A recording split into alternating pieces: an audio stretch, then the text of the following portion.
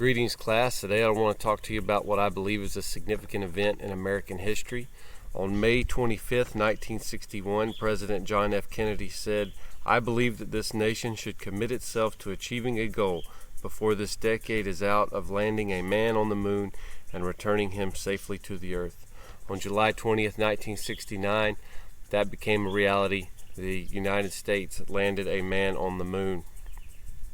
There a lot happened in that decade between Kennedy saying we need this to happen before the decade is out and it actually happening. We've had the Vietnam War escalated tremendously, the protests that accompanied that, the civil rights movement, the assassinations of John F. Kennedy, his brother Robert Kennedy, and Martin Luther King Jr.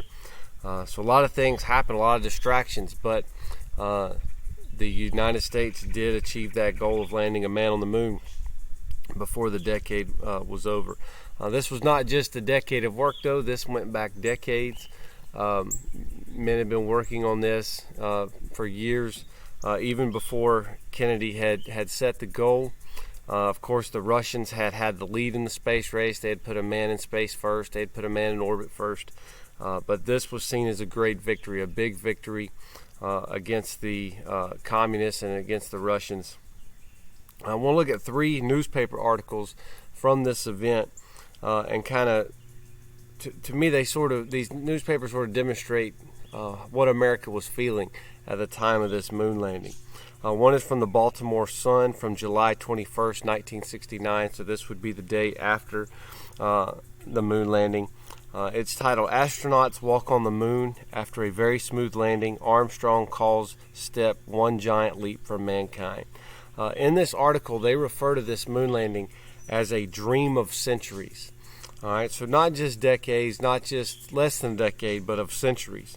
And this article very much presents this as an American victory and an accomplishment of the American spirit and it unifying Americans. This article includes a lot of the transmission quotes and interview quotes, and it also has pictures of the moon landing, pictures of the crew, but also a picture of soldiers in Vietnam listening to the broadcast, and then Ricky Armstrong, which is the son of Neil Armstrong, waving an American flag. It's a very pro-U.S. article. Another article from the same day, July 21st, 1969, this one from the Washington Post. It's titled, "Millions Around the World Hail Lunar Landing. Followed on TV, Moon Landing Seen Around the World."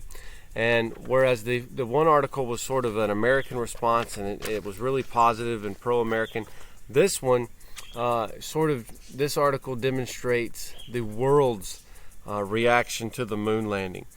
This article says it was hailed in nearly every part of the world. And so it's really referring to the free world, the pro-Western world. Saw this as a big success, but it also comments on the communist world. It says that communist China didn't even air this news. They withheld the news from its people that America had landed a man on the moon. Concerning the Soviet Union, it says that they made a brief statement in the news as if it was, nothing significant. But as American broadcasts were making its way into the Soviet Union made every attempt to sort of block those transmissions. And the article does note that some Russians did cheer for the U.S. when this happened. This article, rather than being pro-U.S., it is pro-U.S. And pro-Western, but it's a lot more anti-communist than it is pro-Western or pro-U.S. And there's definitely, you can feel the Cold War implications of the space race and landing a man on the moon by reading this article. Third article I want to talk about is from the Washington Post. This was on July 24th, 1969, and it was titled, "Impossible Moon Landing, A Victory for Middle America." So July 24th, this is actually when the men returned. The Apollo 11 crew came back to the United States. And this article, we've had a few days to calculate things. And what's interesting about this article is pro-U.S. as well, but rather than being anti-communist, it's an anti-liberal and anti intellectual article. It's an opinion piece, and it says that this mission was profound proof that the heart of the nation is still strong and sound. And it also says the triumph of doing men over merely talking men. And so this article, it really exalts men like Armstrong and Aldrin, as well as even Lyndon Johnson and Richard Nixon, and tends to unite America over the things that make America good. But it's at a time when there's a lot of controversy, a lot of political discussion, and it's a time when scholarly attitudes are changing.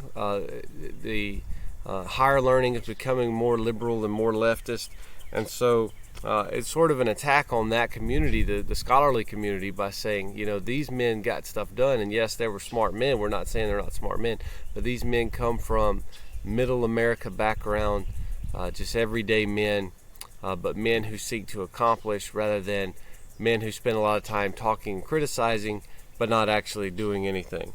And so that's an interesting article. I believe all these kind of show the flavor of the United States at the time, the idea of what it was like to live in America when the first moon landing happened. Thank you.